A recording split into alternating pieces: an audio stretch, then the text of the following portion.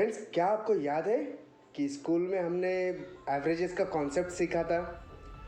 तो बेसिकली यही मैथमेटिक का जो कॉन्सेप्ट रहता है एवरेजिंग का, ये एक पावरफुल टूल बन के ट्रेडर यूज़ करते हैं स्टॉक मार्केट में।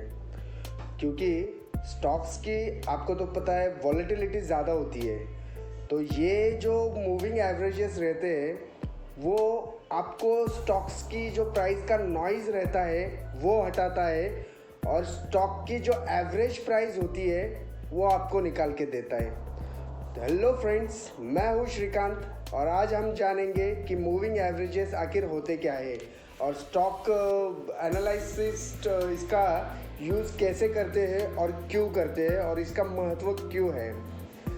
तो मूविंग एवरेजेस, जिसको हम MAV कहते हैं, ये सबसे कॉमनली यूज्ड इंडिकेटर है टेक्निकल एनालिसिस के लिए, क्योंकि ये स्टॉक्स की जो नॉइज़ है, स्टॉक प्राइस की जो नॉइज़ रहती है वो निकालता है और एक एवरेज वैल्यू प्राइस आपके सामने दे देता है स्पेसिफिक टाइम पीरियड के लिए। अब इसमें आप 5 मिनट से लेकर 200 दिन का भी एवरेज निकाल सकते हो, तो ये काफ़ी इम्पोर्टेंट हो जाता है आपके लिए। और आप एक ट्रेडर जब बनते हो तो आपके लिए ये इन्फॉर्मेशन काफ़ी इम्पोर्टेंट हो जाती है। मूविंग एवरेजेस जो होते हैं वो सबसे यूज़फुल, पावरफुल और यूज़फुल इंडिकेटर होता है ट्रेंड आइडेंटिफाई करने के लिए। अब समझिए कि कोई स्टॉक जो मूविंग एवरेज अगर क्रॉस करता है ऊपर की तरफ, तो वो हम अप ट्रेंड मानते हैं। वैसे ही अगर स्टॉक मूविंग एवरेज को ब्रेक करता है नीचे की तरफ, तो उसे हम डाउन ट्रेंड मानते हैं। तो जब कभी मूविंग एवरेज की लाइन ब्रेक होती है स्टॉक प्राइस के ऊपर, तो वो कहलाता है ट्रेंड रिवर्सल। तो ये ट्रेंड रिवर्सल पहचानने के लिए काफ़ी इम्पोर्टेंट इंडिकेटर हो जाता है। तो जब कभी ट्रेंड रिवर्सल होता है तो स्टॉक ऊपर चला जाता है, या फिर अगर ऊपर से आ रहा हो तो नीचे चला जाता है। तो मूविंग एवरेज जो है वो एक लैगिंग इंडिकेटर है, क्योंकि ये आपको जो है पीछे की प्राइस, जो हिस्टोरिकल प्राइस जो रहती है उसका एवरेज बताता है। तो इससे आप फ्यूचर डिटरमाइन नहीं कर सकते हो, लेकिन हाँ, ट्रेंड का पता ज़रूर लगा सकते हो आप। तो ऐसे में अगर आप फ्यूचर की जो स्टॉक प्राइस है उसका एक अंदाज़ा निकालने के लिए वो काफ़ी इम्पोर्टेंट हो जाता है, या फिर ट्रेंड पहचानने के लिए काफ़ी इम्पोर्टेंट हो जाता है। तो मूविंग एवरेजेस को कैलकुलेट कैसे करते हैं? तो अभी यहाँ पे जो है SP मतलब स्टॉक प्राइस, ठीक है। तो स्टॉक प्राइस, अगर पहले दिन की स्टॉक प्राइस, दूसरे दिन की स्टॉक प्राइस, तीसरे दिन की स्टॉक प्राइस, चौथे दिन की स्टॉक प्राइस और पाँचवें दिन की स्टॉक प्राइस, इन सभी को अगर हम इन सभी का एडिशन करते हैं, प्लस करते हैं इन सभी को, और उसको डिवाइड करते हैं 5 से, तो वो बन जाता है हमारा मूविंग एवरेज। तो आइए एक स्टॉक प्राइस की वैल्यू से हम समझ लेते हैं। अब जैसे कि एक स्टॉक, कोई भी एक स्टॉक का पकड़ लीजिए, तो एक स्टॉक की पहले दिन की प्राइस है 50 रुपये 50 पैसे, राइट। दूसरे दिन की प्राइस है 50 रुपये 45 पैसे, तीसरे दिन की प्राइस है 50 रुपये 60 पैसे, और चौथे दिन की प्राइस है 50 रुपये 5 पैसे, पाँचवें दिन की प्राइस है 50 रुपये 80 पैसे। अब इसमें आप देखोगे कि 50 रुपये 50 पैसे, 50 रुपये 45 पैसे, 50 रुपये 60 पैसे, 50 रुपये 5 पैसे और 50 रुपये 80 पैसे, इन सभी का टोटल आ जाता है 252 रुपये 40 पैसे।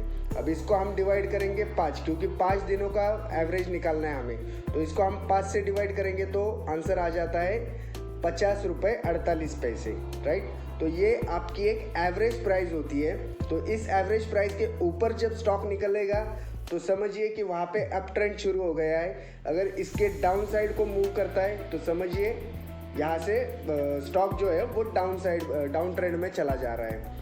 अब जानते हैं कि एवरेजेस, मूविंग एवरेजेस के टाइप्स कितने होते हैं, कितने प्रकार के मूविंग एवरेजेस होते हैं। वैसे तो काफ़ी सारे टाइप्स के मूविंग एवरेजेस होते हैं, लेकिन सबसे पॉपुलर जो है वो 3 फेमस और पॉपुलर मूविंग एवरेजेस है। तो सबसे पहला जो आता है सिंपल मूविंग एवरेज, जिसको हम SMA भी कहते हैं। तो ये जो है सबसे स्लो एंड स्टडी, ये सभी जो डाटा पॉइंट्स रहते हैं उनको इक्वल वेट देता है। और ये ज़्यादातर लॉन्गर ट्रेंड के लिए या लॉन्ग टर्म ट्रेंड के लिए ही यूज़ किया जाता है। अब सपोज जैसे 100 डेज मूविंग एवरेज या 200 डेज के लिए आपको अगर उसकी प्राइस मूवमेंट जाननी है तो ये आपको अच्छे तरीके से उसके एवरेज प्राइस बता देगा। दूसरा जो आता है हमारा वो है वेटेड मूविंग एवरेज, जिसको हम WMA भी कहते हैं। ये जितने भी लेटेस्ट डाटा पॉइंट्स रहते हैं इनको ज़्यादा वेट देता है। तो मोस्ट रिसेंट जो चेंजेस होते हैं प्राइस मूवमेंट में वो आपको बताता है, और इसका जो वेट दिया जाता है कंसिस्टेंटली वो एक सर्टेन टाइम पीरियड के लिए आपको पता चलेगा कि इस प्राइस में कितना वेट आ गया है इसमें। तो ये वेटेड मूविंग एवरेजेस जो है वो लेटेस्ट डाटा पॉइंट्स कलेक्ट करता है। अब वैसे ही जो थर्ड हमारा है एक्सपोनेंशियल मूविंग एवरेजेस, जिसको हम EMA भी कहते हैं। तो ये EMA भी WMA के जैसे ही काम करता है। जो लेटेस्ट डाटा पॉइंट्स रहते हैं उनका कैलकुलेशन निकालता है और उनको ये हायर वेट देता है, जबकि ये उससे थोड़ा सा डिफरेंट है, फिर भी वेट तो ये उसी टाइम पीरियड के लिए देता है। और ये जो है वेटेड मूविंग एवरेज और एक्सपोनेंशियल मूविंग एवरेजेस ये सिंपल मूविंग एवरेजेस से काफ़ी फास्ट भागते हैं, क्योंकि ये लेटेस्ट डाटा पॉइंट कलेक्ट करते हैं। सिंपल मूविंग एवरेजेस जो है वो पुराने हिस्टोरिकल डाटा पॉइंट जो है उससे बताता है, इसलिए स्लो एंड स्टडी बताता है। और एक्सपोनेंशियल मूविंग एवरेजेस या फिर वेटेड मूविंग एवरेजेस जो है वो आपको फास्ट और क्विक स्टॉक प्राइस बता देगा। अब सबसे ज़्यादा इम्पॉर्टेंट चीज़, अगर आप शॉर्ट टर्म के लिए ट्रेंड आइडेंटिफाई करना चाहते हो तो आप 10 से 20 दिन का जो मूविंग एवरेज है वो पता कर सकते हो। अगर आप मीडियम टर्म के लिए ट्रेंड फाइंड आउट करना चाहते हो तो आप 50 दिन का मूविंग एवरेज यूज़ कर सकते हो। अगर आपको लॉन्गर टर्म के लिए ट्रेंड आइडेंटिफाई करना है तो आप 200 दिन का मूविंग एवरेजेस इसका निकाल सकते हो। तो स्टॉक जो एनालिसिस रहते हैं वो एनालाइज करने के लिए मूविंग एवरेजेस का इस तरह से इस्तेमाल करते हो और ज़्यादातर यही इस्तेमाल करते हैं। मूविंग एवरेजेस काफ़ी यूज़फुल हो जाते हैं, लेकिन जब आप मूविंग एवरेज यूज़ करते हो तो आपको ये ख्याल रखना पड़ेगा कि आप कौन सा मूविंग एवरेज यूज़ कर रहे हो, सिंपल मूविंग एवरेज या वेटेड मूविंग एवरेज या फिर एक्सपोनेंशियल मूविंग एवरेज। और उसी के साथ साथ आपका टाइम पीरियड भी मैटर करता है कि आपको शॉर्ट टर्म में ट्रेड करना है, मिड टर्म में या लॉन्ग टर्म में। आप पोजिशनल ट्रेडर हो, स्विंग ट्रेडर हो या इंट्राडे ट्रेडर हो, उस पर डिपेंड करता है कि आपको किस टाइप का ट्रेंड आइडेंटिफाई करने के लिए कौन सा टाइम पीरियड सूट करता है और कौन सा मूविंग एवरेज का पीरियड सूट करता है। तो अब इसका जो कंक्लूजन है, मूविंग एवरेजेस जैसे मैंने बताया कि आपको ट्रेंड आइडेंटिफाई करने में काफ़ी हेल्प करता है। तो जब आप ट्रेंड आइडेंटिफाई करते हो तो आप या तो पोजीशन स्क्वायर ऑफ करने में आपकी हेल्प करेगा, या ट्रेंड रिवर्सल का पैटर्न ढूंढने में मदद करेगा, या फिर आपको स्टॉक की पोजीशन लेने में मदद करेगा।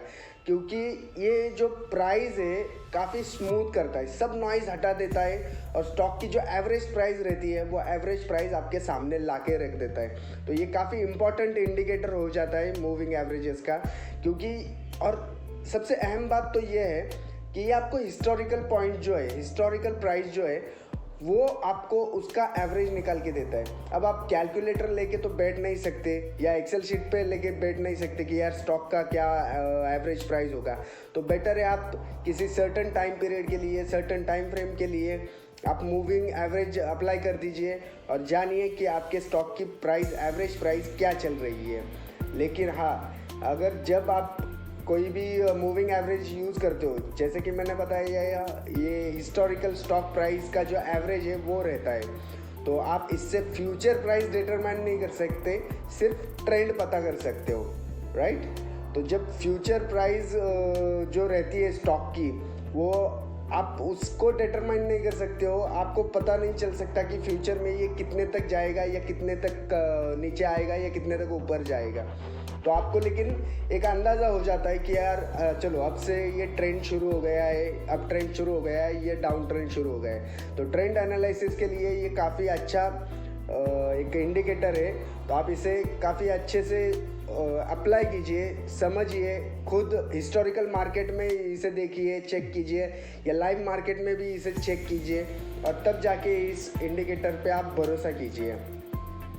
अगले वीडियो में हम आपके सामने लाएंगे कि कौन से अलग अलग प्रकार के इंडिकेटर्स स्टॉक मार्केट में है और एनालिसिस्ट उनको कैसे यूज़ करते हैं और उनका कैसे पूरेपूर फ़ायदा उठाते हैं, वो हम देखेंगे, वो हम जानेंगे। तब तक के लिए बने रहिए फ्रेंड्स। अगर आपको ये वीडियो अच्छा लगता है तो डेफिनेटली लाइक करना ना भूलिए। अगर आप चैनल फर्स्ट टाइम देख रहे हो तो हमारे चैनल पे सब्सक्राइब करना ना भूलिए और बेल आइकॉन का बटन दबाना ना भूलिए। तब तक के लिए बने रहिए। Bye bye for now. Thank you for watching.